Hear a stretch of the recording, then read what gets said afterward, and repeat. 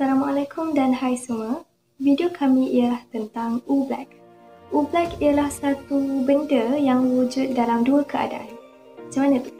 Kami akan jelaskan dengan lebih selepas ini.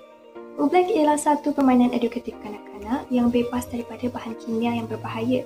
Jadi permainan ini merupakan permainan yang mudah, seronok, selamat untuk digunakan. U-Black juga boleh dijadikan sebagai satu eksperimen bagi pelajar-pelajar sekolah. Melalui eksperimen ini, pelajar dapat melihat dengan lebih jelas keadaan jirim yang berbeza dan juga dapat melihat keadaan U-Black yang berubah mengikut daya. Mengikut pada statistik, pelajar kini kurang berminat untuk belajar dalam aliran sains. Jadi melalui eksperimen yang mudah seperti ini, kita dapat menarik minat mereka dan dapat menunjukkan bahawa sains itu menyeronokkan. Saya akan jelaskan sejarah U-Black ni. Nama U-Black dapat daripada buku Dr. Seuss, Bartholomew and the U-Black. Bartholomew ialah seorang budak kecil lelaki yang ingin menyelamatkan kerajaannya daripada benda hijau yang melekit, iaitu U-Black.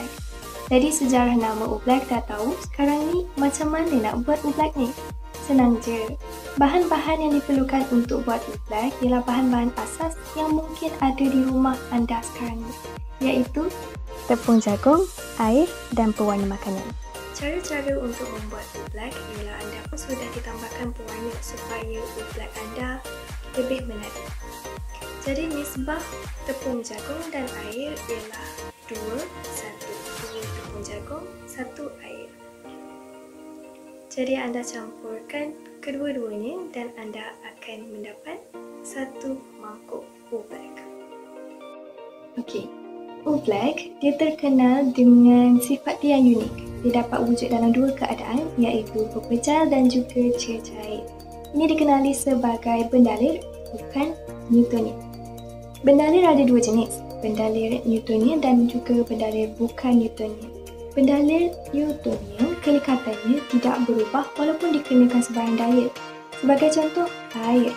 Kalau kita tepuk air tu, kita letakkan sebarang daya atas air tu, ia tetap wujud dalam satu keadaan, iaitu cecair. Tapi berbeza dengan bendalir bukan Newtonian di mana kelekatannya akan berubah-ubah.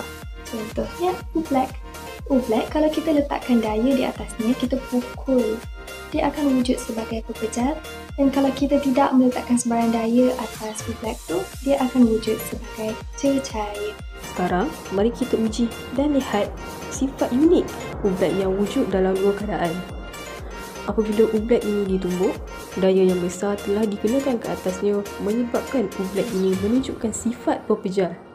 Perkara yang sama berlaku apabila U-Black ini dibentuk dalam bentuk bola di mana daya dikenakan secara berterusan.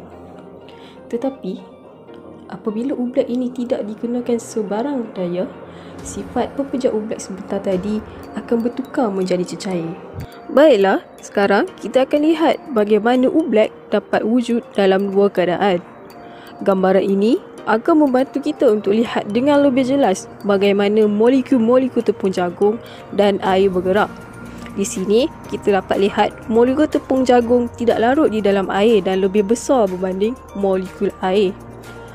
Apabila tiada daya atau daya yang lemah dikenakan ke atas bendalir ini, molekul-molekul tepung jagung akan menggelongsor di antara satu sama lain disebabkan molekul-molekul air bertindak sebagai pelincir menyebabkan bendalir ini menjadi seperti cecair.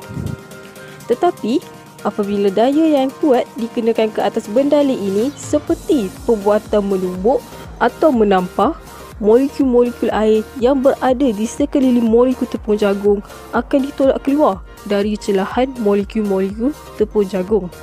Ini akan menyebabkan kawasan yang dikenakan daya hanya akan terdiri daripada molekul-molekul tepung jagung. Jadi, bendalir ini akan menjadi pepejal dan kita seolah-olah menumbuk atau menampar konkrit. Jadi, U-Black merupakan satu permainan edukatif yang sesuai untuk kanak-kanak anda kerana ia bebas daripada bahan kimia yang berbahaya yang akan menjejaskan kesihatan mereka. Perhasilan permainan kini, terutama sekali permainan plastik, mengandungi toksik yang berbahaya yang akan meninggalkan kesan yang buruk terhadap kesihatan anak-anak anda dalam jangka masa yang pendek maupun panjang. Jadi permainan Oobleck ini bukan sahaja selamat, tetapi ia juga dapat meningkatkan skil motorik anak anda dan juga sifat ingin tahu mereka. Selain dapat menyeratkan hubungan sesama anda, pastikan mereka sentiasa berada dalam pengawasan orang dewasa.